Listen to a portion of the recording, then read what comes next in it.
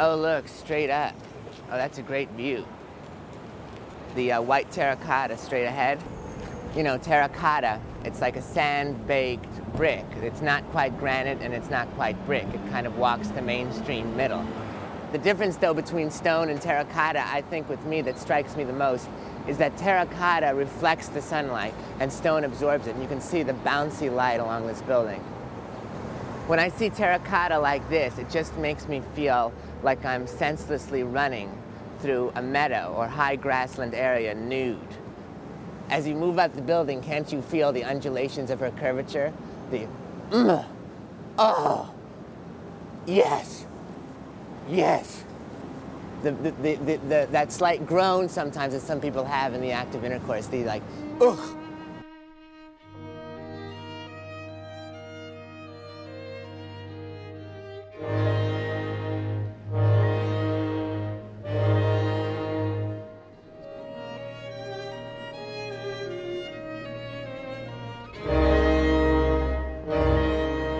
Just around the corner is an animal that has a strange relationship with the history of London.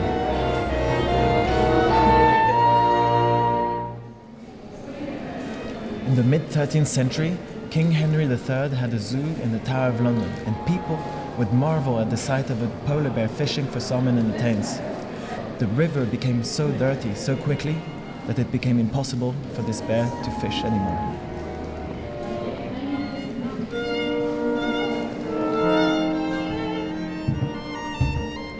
Bringing you here to show you some objects that saved London and were exhibited in this pavilion in the Great Exhibition.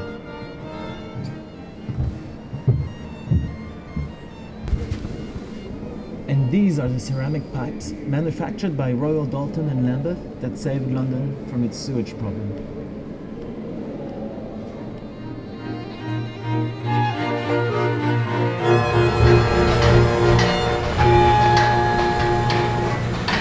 And here we are in Lambeth, on the site of the potteries where Royal Doulton and many others produced the pipes that allowed for London's sanitary revolution. Only later did they become famous for the potteries, vases and figurines that we all know.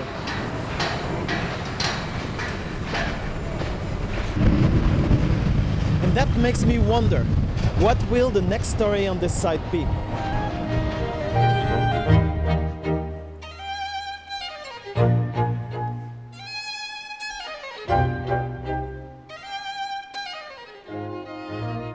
You know, London is full of fantastic industries that thousands of people are working out there now doing expert things that nobody's really acknowledging.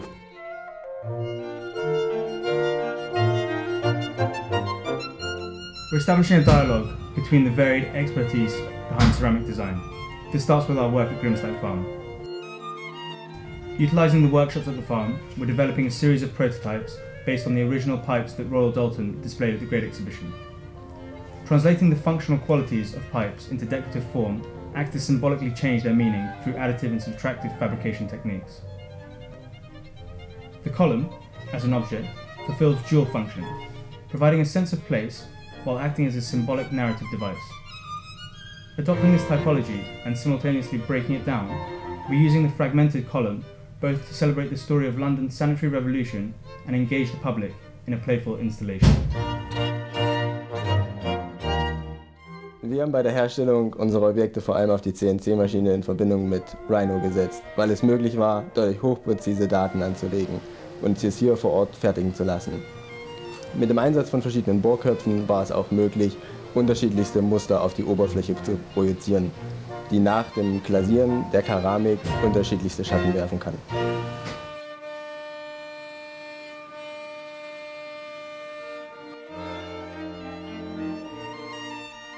We've been making use of digital modelling, hand sculpting and CNC milling to test our proposals, working with the newly formed Darwin Terracotta.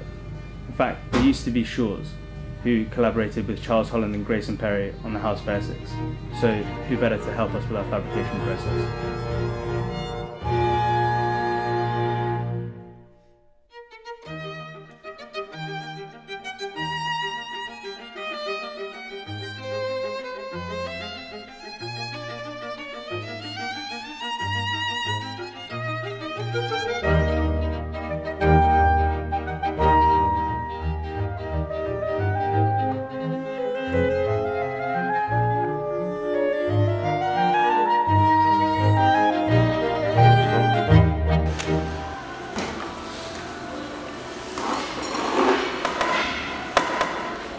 We have the passion, and you cannot run this industry without the passion. As any manufacturer deals with clay and glaze and anything, what should tell you, you know, trial this, trial that, trial that. Throw in some cornflakes in there, and you know.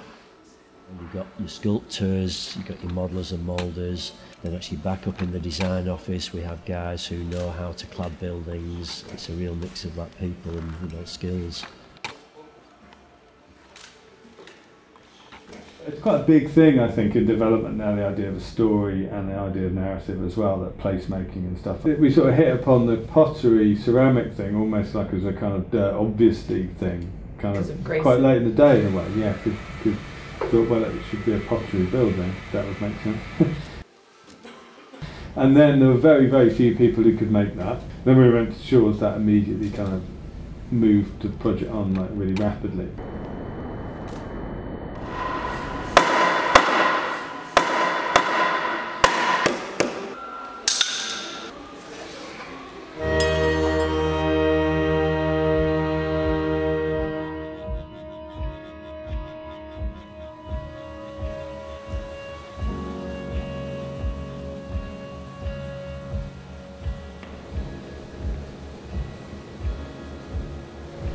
In parallel to our collaboration with Darwin, we're working closely with the Royal College of Art Ceramics Department in Battersea.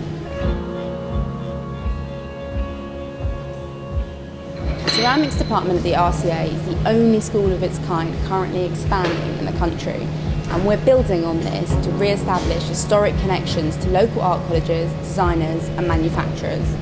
In doing this, we aim to begin a new chapter in the history of ceramics on the South Bank.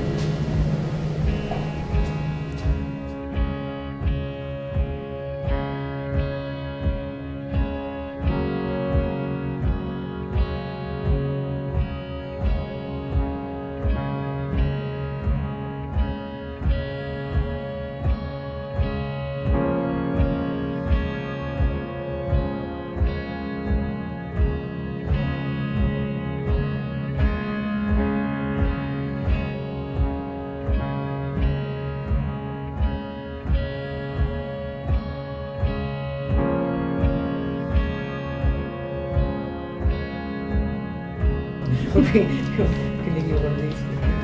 This is that, you know, the mould I showed you. Yeah. And what form's this? What's this object become?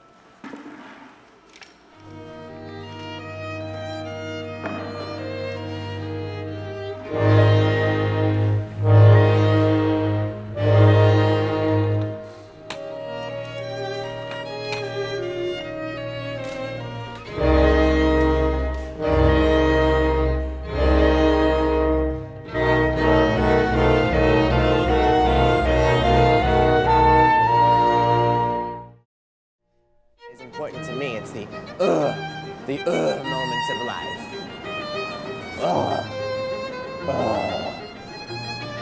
Yes! Yes!